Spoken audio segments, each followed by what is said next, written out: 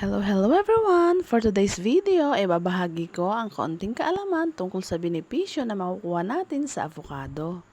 Ang avocado ay itinuturing na isa sa mga nakapagpapalusog na prutas. Ang pakinabang nito ay hindi lamang sa ating mga organs, kundi pati na rin sa ating balat at buhok. Ito ay mahusay na mapagkukunan ng bitamina E. Makakakuha ka ng maraming protina sa prutas na ito.